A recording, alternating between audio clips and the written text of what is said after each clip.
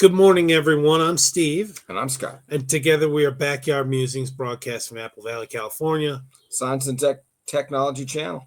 This one we got coming up is interesting, but I can't wrap my head around it. It's crazy. It is. How they can do this. See so far. Yeah. Astronomers may have found the strongest hint of life beyond Earth thanks to new data from the James Webb Space Telescope. They've detected sulfur-based molecules from the telescope. They detected sulfur-based molecules. How do they know there's sulfur? I don't know. In the atmosphere of exoplanet K2-18b that, on Earth, are only produced by living organisms. While the evidence isn't, what does that mean? It isn't conclusive yet. How are they going to find out? Send someone there, I guess. I was going to say, you're not going to shuttle as far as this thing is looking. So it matches predictions for a Hycean world, one potentially covered in oceans and capable of hosting microbial life. If further observations confirm these findings, it could mark a turning point in our search for extraterrestrial life. Their results are reported in the Astrophysical Journal Letters on April 17th, 2025. Would you like to know more? On this topic, I definitely do. Yeah. Astronomers have found the most compelling potential signs of life yet beyond our solar system, but they're interpreting the results with caution. I would, yeah. Using data from the James Webb Space Telescope, JWST, a team led by the University of Cambridge has identified possible traces of the molecules dimethyl sulfide, DMS, and or dimethyl disulfide, DMDS, in the atmosphere of exoplanet K2-18b. This planet orbits within the habitable zone of its star, where conditions might allow liquid water to exist. Okay. Might. Okay. What does that mean? Well, they're saying that they got to have it, right? To have these organisms, they got to have. It's way over my head, man. Yeah. Anyways, on Earth, both DMS and DMDS are produced exclusively by living organisms, mainly microbes like marine phytoplankton. Although it's possible these molecules on K2-18b, could come from unknown non-biological processes. Cow farts. Well, that's life, though, right? Their presence offers the strongest indication so far that life might exist on a planet outside our solar system. The findings have reached what's known as a 3 sigma level of statistical confidence. What the sigma? I don't know. This means there's a 0.3% chance the signal is a fluke. That's small. For a scientific discovery to be considered confirmed, however, it must reach a 5 sigma significance, less than 0.00006% chance of being due to random variation. Boy, that's random variation. Yeah. I mean, we're talking just splitting hairs. Yeah, like finer than frog hair, man. It's just crazy. The researchers say between 16 and 24 hours of follow-up observation time with the Webb telescope may help them reach the all-important 5 sigma significance. Early observations of K2-18b, which is 8.6 times as massive and 2.6 times as large as Earth, so the mass is dense and the largeness, that's kind of like not quite a Jupiter, but something way bigger, twice the size of the Earth, and lies 124 light years away in the constellation of Leo. So would that be considered to infinity and beyond? I think so, man. That's a long way. Light years? Yeah. 124 years traveling at the speed of light. We need to get transwarp. Or we need to get point to point, Instead of points being over here, we need to fold so we can make it quick. Okay. Identified methane and carbon dioxide in its atmosphere.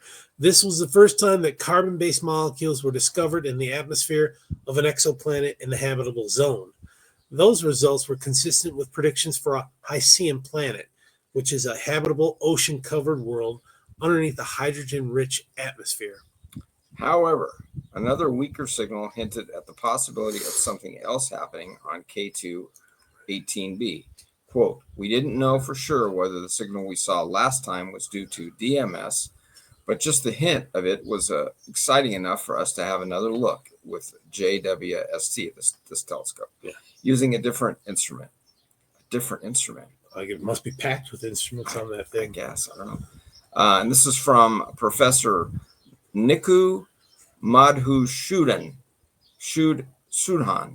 from Cambridge's Institute of Astronomy, who led the research. So, since this is an ocean These guys planet, can't have names like I don't know. Joe It sounded Jones. Afghani. Yeah. That's what it did.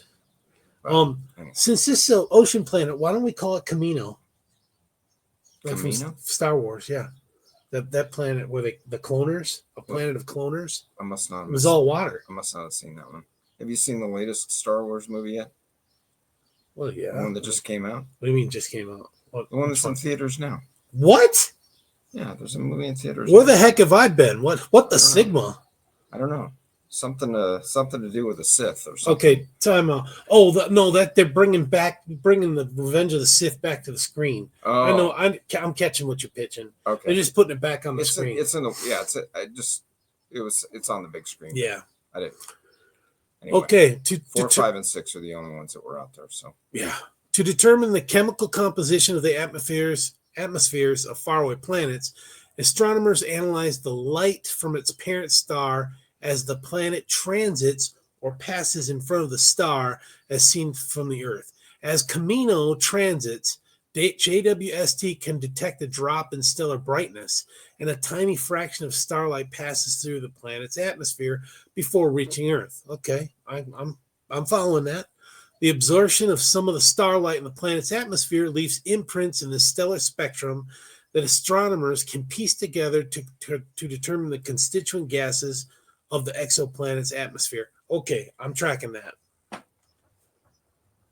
the earlier tentative interference of DMS was made using JWST's NIRISS, near infrared imager, and slitless spectrograph. Say that 3 times fast. And the NIR SPEC, near infrared spectrograph instruments, which together cover the near infrared to 0.8 to 5 micron range of wavelengths. The new independent observation used JWST's MIRI, mini infrared instrument, in the mid-infrared 6 to 12 micron range. Ooh, it's nice that we got those kind of instruments. DMS and DMDS are molecules from the same chemical family, and both are predicted to be biosignatures. Both molecules have overlapping spectral features in the observed wavelength range, although further observations will help differentiate between the two molecules. However, the concentrations of DMS and DMDS in Camino's atmosphere are very different than on Earth. I've named it Camino, okay? The Okay. K218b. Okay. It's there. Where they are generally below 1 part per billion by volume. On Camino, they're estimated to be thousands of times stronger, over 10 parts per million. While he is not yet claiming a definitive discovery, Madhusudhan says that with powerful tools like the JWST and future planned telescopes, humanity is taking new steps towards answering that most essential of questions. Are we alone? The truth is out there. Yeah. Decades from now, this is a quote, decades from now, we may look back at this point in time and recognize it was when the living universe came within reach, said Madhusudhan. This could be the tipping point where suddenly the fundamental question of whether we're alone in the universe is one we're capable of answering. Yeah, so this was an interesting one. Yeah. Let's send a probe. Send a probe and see if it's habitable. We could colonize it. Can we send a probe that far? Voyager. I mean, how Eventually long is that it'll going to get take there. to go? 125 light years. How long? Well, 125. I mean, by the years time you is get speed of back, light. you're... Well, I mean, with my level of earning and today's science, we could freeze my head and then clone me when the time comes up so I could go there. You heard it here, folks. You know what I'm saying? Steve said it's going to be frozen.